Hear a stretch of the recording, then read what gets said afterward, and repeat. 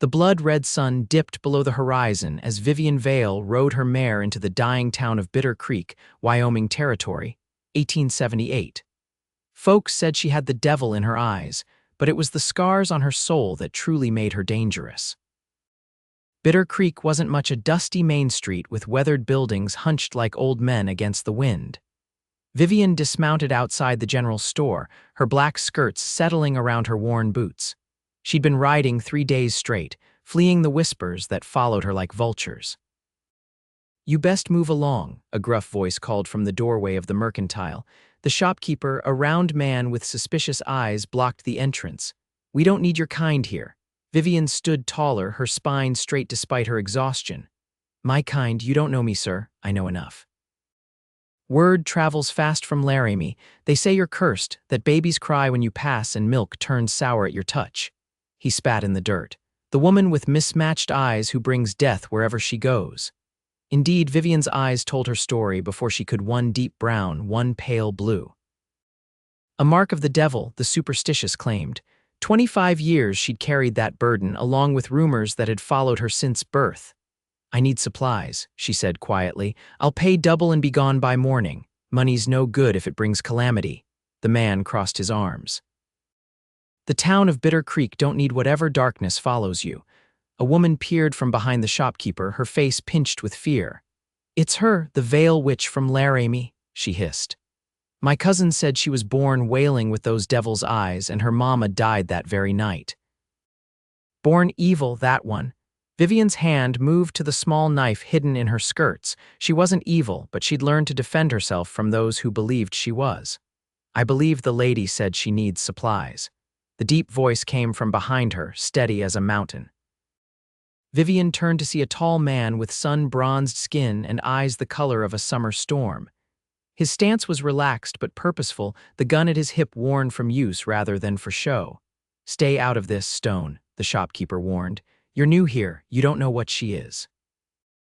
The man Stone stepped closer, the spurs on his boots jingling softly. "Looks to me like a woman who's traveled far and needs rest, not judgment." His gaze swept over her, not unkindly. There was something in his eyes that Vivian rarely saw when people looked at her curiosity without fear. "Sheriff Pullman won't like this," the woman warned. "He said if she ever showed her face in this county, Sheriff Pullman," Stone interrupted, "is currently passed out behind the saloon after drinking away half his pay. I doubt he'll notice much of anything until morning." He turned to Vivian, tipping his hat slightly. "Samuel Stone Vance, madam. Most folks just call me Stone." "Vivian Vale," she replied cautiously. "Well, Miss Vale, I'd be happy to assist you in procuring those supplies you need." He glanced at the shopkeeper. "Mr. Jenkins will be selling them to you at a fair price, I'm sure." Jenkins' face reddened. "I don't want trouble, then don't make any," Stone said simply. "The lady needs supplies. She's offering good money. That's the beginning and end of your concern." Something in his tone made the shopkeeper's resolve falter. With a grunt of frustration, he stepped aside, allowing Vivian to enter. As she passed Stone, she whispered, "You shouldn't involve yourself. They'll turn against you too." His lips curved into a small smile. "I've been turned against by better towns than this one, Miss Vale."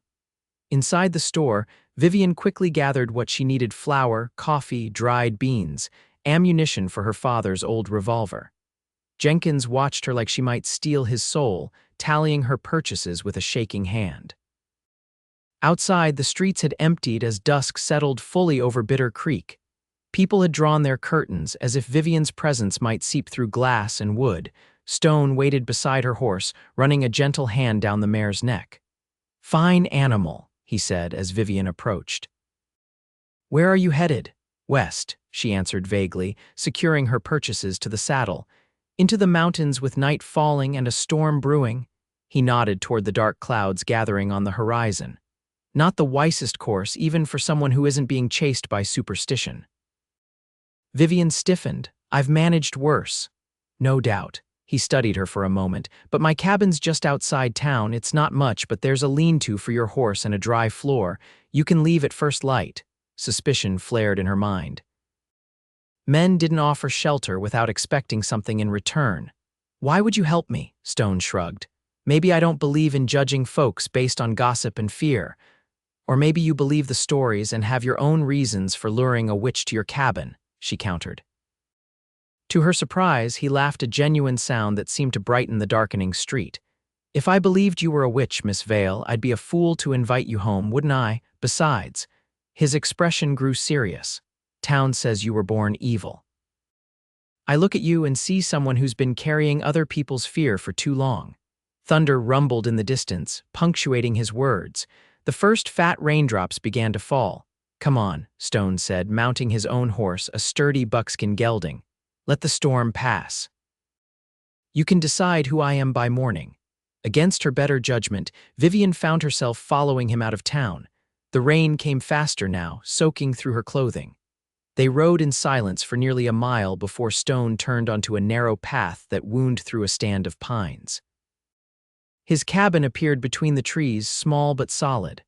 A covered porch wrapped around two sides and smoke curled from the stone chimney. You have a fire going? Vivian asked as they dismounted. Stone nodded, leading both horses to a small stable attached to the cabin. My dog knows how to push logs into the fire if it starts to die. Smartest animal I've ever known. As if summoned by his words, a large black and tan dog appeared on the porch, ears perked forward with interest. That's Ranger, Stone said. He won't bother you. Once the horses were settled, Stone ushered Vivian onto the porch as the skies fully opened. The rain hammered the roof in a deafening sheet. Inside, the cabin was simple but comfortable. A stone fireplace dominated one wall with a rocking chair pulled close. A bed stood in one corner, a small table with two chairs in another. Everything was neat, the floors swept clean. You can hang your wet things by the fire, Stone said, removing his drenched coat. I'll make coffee. Vivian hesitated, then slowly unfastened her sodden cloak. As she moved toward the fire, she caught her reflection in a small mirror on the wall. Her hair had come loose from its pins, falling in wet tangles down her back. Her mismatched eyes stared back at her the curse that had shaped her life. You know, Stone said as he worked at the stove, in some cultures, people with different colored eyes are considered blessed, not cursed. They say such people can see both the physical world and the spirit realm. Vivian turned to him, surprised. Most just see the devil's mark. Most people see what they're afraid of, he replied. Fear's a powerful lens. She watched him move around his small kitchen with the ease of a man comfortable in his own space. You're not from around here, she observed. No, madam, originally from Tennessee, came west after the war. Which side? She asked cautiously. Union. He poured coffee into 2 tin cups. Though I've found there's good and bad on every side of any line people draw. He handed her a cup and their fingers brushed briefly. Vivian was accustomed to people flinching away from her touch. Stone didn't. Thank you, she said, both for the coffee and the kindness it represented. It's been a long while since someone willingly stood near me, let alone invited me into their home. Stone settled into the rocking chair, leaving the small bench by the fire for her. Mind if I ask what happened in Laramie? Vivian sipped the strong coffee, letting its warmth spread through her. A child went missing. They found her 3 days later, drowned in the creek. Her voice grew quiet. I was the last one seen speaking to her. Were you responsible? Stone asked directly. No, I saw her playing near the water and warned her to be careful, but when they found her body. She shook her head. The town had already decided long ago what I was. They needed someone to blame, and you've been running ever since. For 2 weeks now. Vivian stared into the fire. But I've been running in some form my entire life. Stone studied her over the rim of his cup. Must be exhausting. You have no idea. The words escaped before she could catch them, more vulnerable than she intended. Outside, lightning flashed, illuminating the cabin in stark white light. Ranger moved closer to Vivian, settling at her feet with a heavy sigh. He likes you, Stone observed. Ranger's a good judge of character. Better than most humans, she replied with a small smile. As the night deepened and the storm raged, Vivian found herself telling Stone things she'd never told anyone about growing up as the devil's daughter in a town that blamed her for every misfortune. About her father who drank himself to death trying to forget his wife had died birthing a cursed child. About learning to survive alone. Stone listened without judgment, occasionally adding logs to the fire or refilling their coffee cups. He shared his own story, too, of fighting in a war that tore apart more than just a country, of drifting westward trying to outrun nightmares, of working cattle drives and odd jobs until he'd saved enough for this small piece of land. "Why Bitter Creek?" she asked. "It's hardly a welcoming place." "That's precisely why." Stone's fingers tapped thoughtfully against his cup. "Places that have seen better days don't ask too many questions about a man's past. They're just grateful for another gun and pair of hands." The rain eventually settled into a gentle patter. Vivian's clothes had dried by the fire, but exhaustion weighed heavily on her now. Stone noticed her struggling to keep her eyes open. "Take the bed," he said, standing. "I'll sleep by the fire." She started to protest, but he held up a hand. "I insist. It's the gentlemanly thing to do, and my ma would haunt me if I did otherwise." Too tired to argue, Vivian accepted the offer. The bed was surprisingly comfortable, with a quilt that smelled of pine and open air. She expected sleep to claim her immediately, but instead found herself watching Stone through half-closed eyes as he settled on a bedroll near the hearth, Ranger curling beside him. "Stone," she said softly, "why did you really help me today?" In the firelight, his profile was strong against the darkness. "When I first saw you in town, standing alone against their fear with your head held high." He paused. "You reminded me that courage doesn't always roar. Sometimes it's just a woman facing down a town that's already decided her fate." He turned to look at her, his eyes reflecting the dying embers. "The town said you were born evil. Looking at you, I thought there's no evil there, just a survivor. If they want to call that evil, then I'll call you my angel." His words settled over Vivian like a blessing, something she'd never experienced before. For the first time in years, she fell asleep without fear shadowing her dreams. Morning arrived with clearing skies and birdsong. Vivian woke to the smell of coffee and bacon. Stone was already up, cooking at the small stove. Ranger sat attentively nearby, hoping for a morsel to fall. "Good morning," Stone said without turning. "Thought you might appreciate a hot meal before heading west." Vivian sat up, smoothing her hair self-consciously. "You've already done more than most would. Doesn't take much to be better than most, I've found." He slid a plate of food onto the table. "Come eat while it's hot." The simple breakfast was the best meal Vivian had eaten in weeks. As she ate, Stone leaned against the doorframe, looking out at the freshly washed morning. "You know," he said casually, "I could use some help around here. Thinking of expanding the garden, maybe adding a few head of cattle next spring. It's too much for one person." Vivian set down her fork. "Are you offering me work?" "I'm offering you a choice." He turned to face her. "You can ride west today, keep running from what people say you are, or you can stay here a while, help me build something, and maybe discover who you actually are when you're not being chased by fear." "The town won't allow it," she said, though something inside her yearned to accept. "They'll run us both out." Stone smiled slightly. "Let me worry about the town." "Why would you risk everything for a stranger?" she had to ask, had to understand. "Maybe I'm tired of seeing good people broken by ignorance." His gaze was steady. "Or maybe I recognized something in you that I've been looking for without knowing it." The honesty in his voice made her breath catch. "And what's that?" "Someone who understands that sometimes the most dangerous wilderness isn't out there." He nodded toward the mountains. "But in here." He tapped his chest. "Someone who survived it anyway." Vivian looked down at her empty plate. The logical choice was to leave, to keep moving until she found somewhere no one knew her name or her story. But logic had never brought her happiness or belonging. "I don't know the first thing about raising cattle," she said finally. Stone's smile widened. "Neither did I once upon a time." "We'll learn together." And so Vivian Vale stayed. Not forever, she told herself. Just until the weather turned or until the town's suspicion became too dangerous. Just for a little while, the first week passed in relative peace. Stone taught her about his small homestead, the garden plot he'd started, the repairs the cabin needed before winter, the best fishing spots in the nearby creek. Vivian found herself relaxing into the rhythm of life at the cabin, her constant vigilance slowly giving way to cautious contentment. On her 8th day there, Stone rode into town for supplies, returning with news that made her blood run cold. "Sheriffs asking questions," he said as he unloaded his purchases. "Someone passing through recognized your name. told him about Laramie. Vivian immediately began gathering her few belongings.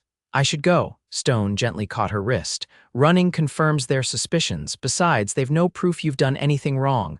They've never needed proof, she reminded him bitterly. This time is different. His hand was warm against her skin. This time, you're not alone. That evening, as they sat on the porch watching twilight settle over the mountains, Vivian told Stone about the first time she'd been blamed for a town's misfortune. She'd been just 7 years old when the wells in her hometown began to dry up during a particularly hot summer. The whispers started that the devil-eyed child was stealing the water, that she'd cursed the land with her presence. My father defended me at first, she said softly. But after enough time, enough whispers, even he began to look at me differently, to wonder if perhaps I was his punishment rather than his daughter. Stone's hand found hers in the gathering darkness. Some men don't deserve to be fathers, he said quietly. For 3 more weeks, they existed in a fragile peace. Stone taught Vivian to shoot better, to track game, to read the weather in the clouds. In turn, she revealed her own skills, her knowledge of wild plants and their uses, her quick hands at mending, her unexpected talent for coaxing stubborn animals to cooperate. They worked side by side during the day, and in the evenings, they shared stories by the fire. Vivian found herself laughing for what felt like the first time in years. Stone watched her with a warmth that made her both nervous and elated, but the outside world wouldn't leave them alone forever. Sheriff Pullman arrived one crisp autumn afternoon, accompanied by 3 grim-faced men from town. Vivian was alone at the cabin, Stone having ridden out to check his trap lines. "Miss Vale," Pullman called from the yard, not daring to approach too closely. "I need you to come into town. Answer some questions about your time in Laramie." Vivian stood on the porch, Ranger at her side. The dog's hackles were raised, a low growl rumbling from his chest. "I've broken no laws, Sheriff," she replied steadily. "I have no reason to go anywhere with you." One of the men spat on the ground. "Told you she wouldn't come peaceful, Sheriff. Witches never do." Pullman's hand hovered near his gun. "Don't make this difficult, woman. Town council's concerned about having someone of your reputation in the area." "My reputation is built on lies and fear, nothing more." Vivian stood her ground, though her heart raced. "If you have specific charges, name them. Otherwise, you're trespassing on private property." The standoff might have turned ugly if Stone hadn't returned at that moment, riding hard up the path. He dismounted smoothly, positioning himself between Vivian and the men. "Sheriff," he acknowledged coolly. "What brings you out this way?" Pullman shifted uncomfortably. Unlike the others, he knew Stone's reputation as a marksman. "Town's concerned about your guest, Vance." "There are rumors from Laramie. Rumors aren't facts," Stone interrupted. "And last I checked, a man can invite whoever he pleases to his own property." "Not if she's dangerous," one of the other men interjected. "Not if she's cursed." Stone's laugh was cold. "Cursed? That what you're worried about? Tell me, Jenkins, was it a curse that made you water down your whiskey? Or Pullman, was it a witch that made you take bribes to look the other way when Carson's boys steal cattle?" The men shifted uneasily. Stone had touched on truths they preferred to keep hidden. "You're making powerful enemies, Vance," Pullman warned. "Wouldn't be the first time." Stone didn't move from his protective stance. "Now, unless you have a warrant, I suggest you leave." The sheriff hesitated, then jerked his head toward the road. "This isn't over," he warned as the men mounted up. Once they disappeared down the path, Stone turned to Vivian. His face was taut with concern. "Are you all right?" She nodded, though her hands trembled. "They'll be back with more men next time." "Probably," he agreed, "but we'll be ready." That night, Stone showed Vivian a hidden cellar beneath the cabin floor, a place she could hide if trouble came when he wasn't around. He cleaned his rifles and taught her how to use them, his hands gentle but his expression grim.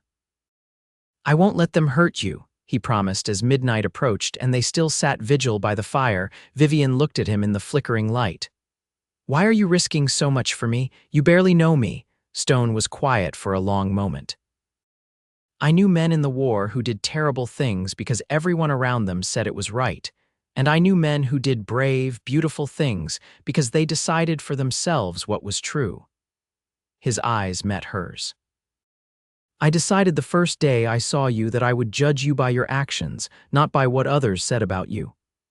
And what have you decided? She asked softly. He reached out, his calloused fingers brushing a strand of hair from her face. That you might be the strongest, kindest soul I've ever encountered. That the town calling you evil says more about them than it does about you. His voice grew husky. That when I look at you, I see a future I never thought I'd want again. The confession hung in the air between them. Vivian felt something shift in her chest, a wall crumbling that she'd built long ago for protection. I'm afraid, she whispered, not of the town or the sheriff, but of the fragile hope building inside her. So am I, Stone admitted, but some things are worth the fear. His lips found hers in the firelight, gentle at first, then with a hunger that matched her own awakening desire. For the first time in her life, Vivian felt truly seen not as a curse or an omen, but as a woman worthy of tenderness. They made love that night with the desperation of two people who had long ago stopped believing in second chances. Afterward, lying in his arms, Vivian traced the scars on Stone's chest, marks of a life lived hard but honestly. If they come for me, she said into the darkness, you need to let me go. I couldn't bear it if something happened to you because of me. Stone's arms tightened around her. That's not a choice I'm willing to make. Everyone I've ever cared about has suffered, she insisted. I won't let you be next. He lifted himself onto one elbow, looking down at her with an intensity that made her breath catch. Vivian Vale, you are not a curse. You're not responsible for the cruelty of ignorant people, and I'm not letting you face them alone, not tomorrow, not ever. His certainty was like a balm to wounds she'd carried since childhood. Vivian reached up to touch his face, memorizing the lines of it with her fingertips. If tomorrow brought danger, at least she would have tonight this perfect moment of belonging. Morning arrived without incident, but the reprieve was short-lived. Mid-afternoon, rangers barking alerted them to riders approaching, at least a dozen men with Sheriff Pullman in the lead. Stone and Vivian exchanged a glance. They'd been preparing for this. Remember the plan, Stone said quietly as they stepped onto the porch. Let me do the talking. Pullman halted his horse at a safe distance. Samuel Vance, we've come to place Vivian Vale under arrest for witchcraft and the murder of Emma Tillman in Laramie. Stone's posture remained relaxed, though Vivian could see the tension in his jaw. Witchcraft isn't a crime recognized by territorial law, Sheriff, and unless you've got evidence connecting Miss Vale to a murder, you're overstepping. We got testimony, one of the men called out. Telegraph from Laramie confirmed it. She bewitched that little girl and led her to her death. Vivian stepped forward despite Stone's warning glance. I warned that child away from the creek. I tried to save her. Convenient story, Pullman sneered. Come peacefully and you'll get a fair trial. Like the fair trial you gave the Walker brothers before hanging them for a theft they didn't commit, Stone's voice carried across the yard. Everyone knows they died because they refused to sell their land to your friend Miller. Murmurs ran through the group of men. Not all of them were comfortable with Pullman's justice, it seemed. The sheriff's face darkened. This is your last chance, Vance. Stand aside or we're taking you both in. Stone's hand hovered near his gun. You're welcome to try. The tension stretched tight as a bowstring. Vivian knew that even Stone couldn't win against so many men. She couldn't let him die for her. Wait, she called out, stepping forward. I'll come with you, Sheriff, peacefully. Just leave Stone out of this. Vivian, no, Stone growled, grabbing her arm. She turned to him, her mismatched eyes bright with unshed tears. I can't have your blood on my hands, too. Nobody needs to bleed today, came a new voice. A rider emerged from the trees, a woman on a bay horse, dressed in men's clothing with a badge pinned to her vest. Behind her rode three more armed figures. Marshal Jenkins, Pullman acknowledged stiffly. This doesn't concern federal law, the woman dismounted, her movements precise and confident. When I hear rumors of a lynch mob forming, it becomes my concern. She approached Pullman's horse. Especially when it involves a woman accused of witchcraft in this century. We have testimony, Pullman began. You have hearsay and superstition, Marshal Jenkins cut him off. I have this. She pulled a folded paper from her pocket. A statement from Dr. Philip Hammond of Laramie, confirming that Emma Tillman died of accidental drowning after heavy rains weakened the creek bank. No foul play suspected. She handed the paper up to Pullman, who scanned it with growing discomfort. Furthermore, Jenkins continued, I have affidavits from 3 witnesses who saw Miss Vale warning the child away from the water that day. Her gaze hardened. What I don't have is any legal basis for the harassment you've been conducting. The men behind Pullman exchanged uncertain glances. Their righteous anger was evaporating in the face of actual facts. How did you know? Stone asked the marshal quietly. Jenkins glanced at him with the hint of a smile. Got a wire from an old friend in Laramie who heard rumors about a posse forming here. Thought I'd better investigate. She looked at Vivian. Seems there are people in Laramie who regret not speaking up for you sooner, Miss Vale. The revelation stunned Vivian. After all this time, someone had cared enough to try to right the wrong done to her. Pullman crumpled the paper in his fist. This changes nothing. The town won't stand for the town, Jenkins interrupted firmly, will abide by the law. Unless you want me investigating every questionable arrest and conviction you've overseen in the past 5 years, Sheriff. The threat hung in the air. Pullman's authority in Bitter Creek had long gone unchallenged, but a federal investigation was something even he couldn't withstand. This isn't over, he muttered, wheeling his horse around. Some of his men followed immediately while others lingered, uncertainty on their faces. One older man approached Vivian cautiously. Miss, if what the marshal says is true, well, I'm sorry for believing the worst. His weathered face showed genuine regret. Not all of us in town feel the same as Pullman. His simple apology, the first Vivian had ever received, left her speechless. She managed a nod of acknowledgement as he departed with the others. Marshal Jenkins waited until they were well away before turning to Stone and Vivian. They might try again, though I doubt it. Pullman knows I'll be watching now. Thank you, Vivian said, her voice thick with emotion. I've never had someone stand up for me like that before. Don't thank me yet. Jenkins reached into her saddlebag and produced another document. This is for you, official declaration clearing you of any suspicion in the Tillman girl's death. Thought you might want it for the next town.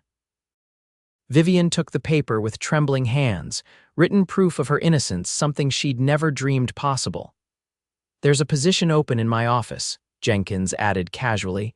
Need someone who can read tracts and understand plant lore. Someone who knows how it feels to be wrongfully accused might bring a valuable perspective to law enforcement. Stone looked at Vivian with pride. She's the best tracker I've ever seen, and she knows every medicinal plant in the territory. Jenkins nodded. Think about it. I'm staying in town for a few days before heading back to Cheyenne. After the marshal and her deputies departed, Vivian and Stone stood in stunned silence. The danger had passed so suddenly that it seemed unreal. A federal marshal, Stone said finally, shaking his head with a laugh. And here I was ready to shoot it out like some foolhardy youngster. Vivian clutched the document, still unable to believe its existence. All these years, running from something that wasn't true, Stone wrapped his arms around her. Not anymore, you don't have to run anymore, Vivian. That night, as they lay together watching the stars through the cabin's small window, Vivian considered Jenkins' offer. Part of her longed for the stability and purpose the position would provide, yet another part of her had begun to put down roots here with Stone. What are you thinking? He asked, stroking her hair. I'm thinking about what happens next, she admitted. The marshal's offer is generous. It is, he agreed. You'd be good at it. She propped herself up on one elbow. You wouldn't mind if I took it, Stone smiled, tracing the line of her jaw with his finger. Mind. I'd be proud, but Cheyenne's a long ride from here. Too long, she agreed softly, unless, he hesitated. Unless I went with you, Vivian's heart skipped. You'd leave your home for me, Vivian. His voice was tender. Home isn't this cabin or this piece of land, not anymore. He took her hand, placing it over his heart. Home is here now, wherever you are. Tears filled her eyes, tears of joy after so many years of sorrow. I love you, Samuel Stone Vance. And I love you, my angel, he whispered against her lips. 3 days later, they rode into Bitter Creek together. Word of Marshal Jenkins' intervention had spread, and the atmosphere in town had shifted. Some people still crossed the street to avoid Vivian, but others nodded in greeting or even offered hesitant smiles. At the hotel where Jenkins was staying, they found the marshal reviewing paperwork. I've considered your offer, Vivian said after greetings were exchanged. "I'm interested, but I have a condition." Jenkins raised an eyebrow. "I'm listening." "Stone comes too. He's a better shot than most of your deputies, I'd wager, and knows this territory better than anyone." The marshal studied Stone thoughtfully.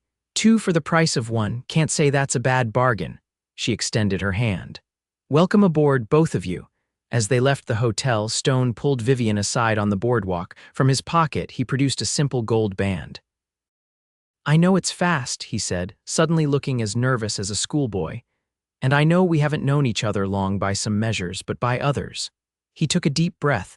"By others, I feel like I've been waiting for you my whole life." In the middle of Bitter Creek's main street, the very place where they'd first met, Stone knelt on one knee. "Vivian Vale, will you marry me? Let me spend the rest of my days proving that you were never cursed, only extraordinary." Passers-by stopped to stare, some with disapproval, others with curiosity. But for once in her life, Vivian didn't care what anyone thought. All that mattered was the man before her, offering her not just his heart, but a future she'd never dared imagine. "Yes," she said, her voice clear and carrying in the afternoon air. "Yes, I will." Stone slipped the ring onto her finger and rose to kiss her, heedless of their audience. Someone clapped hesitantly, then another joined in. By some miracle, the same town that had days ago been ready to drive Vivian out now witnessed her moment of joy, some with resentment, but others with the dawning realization that perhaps they had been wrong about the woman with mismatched eyes. They were married a week later in Cheyenne, with Marshal Jenkins as witness. Over the years that followed, Vivian and Stone became known throughout the territory for their fair-minded approach to justice and their uncanny ability to find those who didn't wish to be found. People still sometimes whispered about Vivian's eyes, one brown, one blue, but the whispers changed. They said those eyes could see both guilt and innocence, that she could read the truth in a person's soul. Some still called her a witch, but with respect rather than fear. Stone never stopped calling her his angel. 10 years after they first met, they returned to Bitter Creek. The town had grown with new buildings and new faces, but Stone's old cabin still stood, though weathered by the seasons. "Do you regret it?" Stone asked as they rode up the familiar path.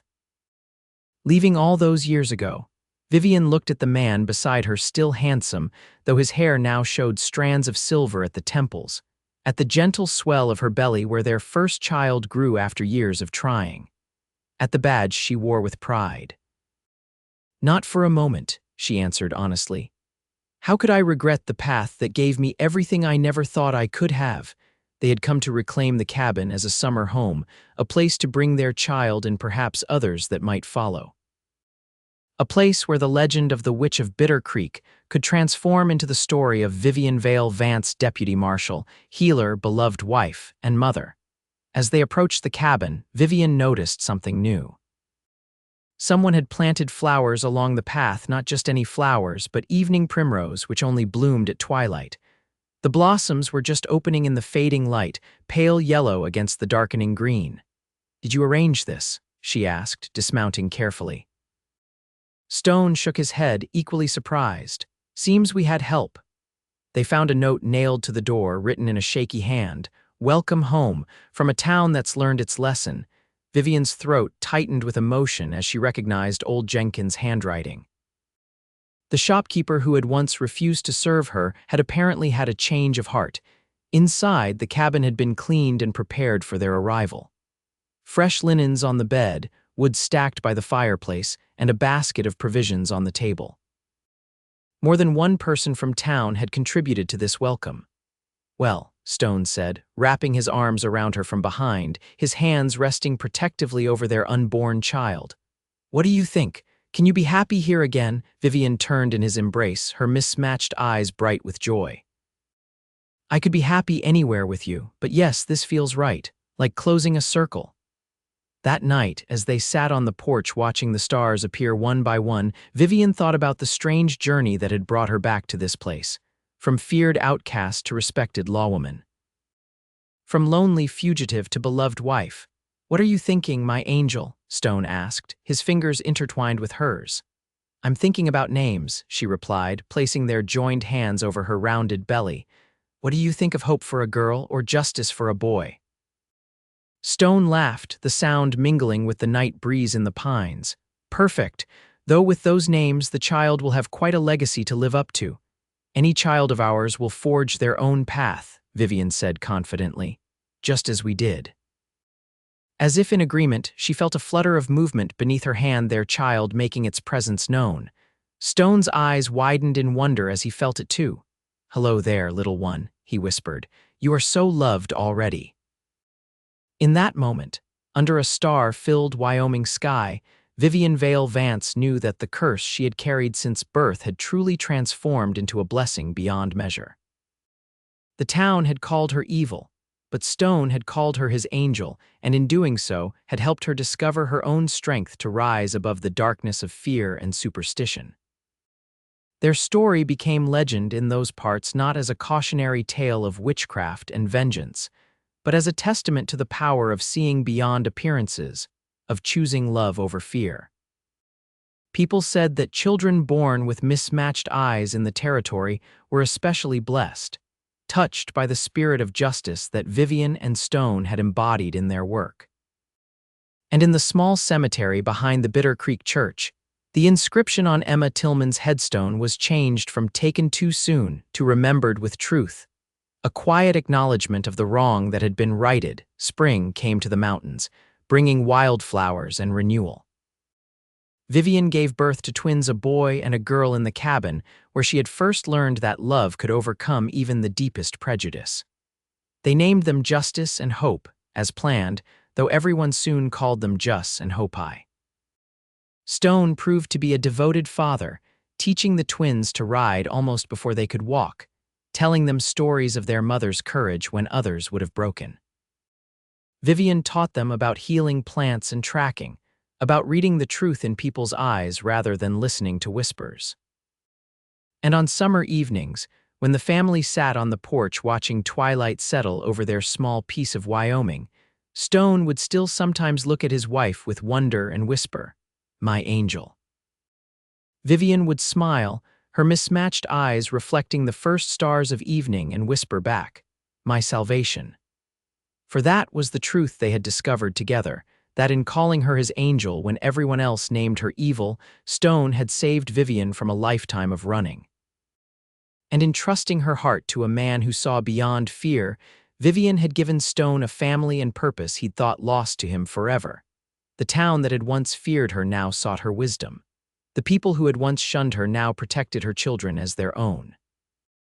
And the woman who had been born with the devil's eyes now watched those same eyes, one brown, one blue, looking back at her from her daughter's face without fear or shame, only pride in the special gift they shared. That was their legacy, not just to their children or even to Bitter Creek, but to all who heard their story in the years that followed. A reminder that the truest curse is the refusal to see beyond our fears, and the greatest blessing is the courage to love despite them.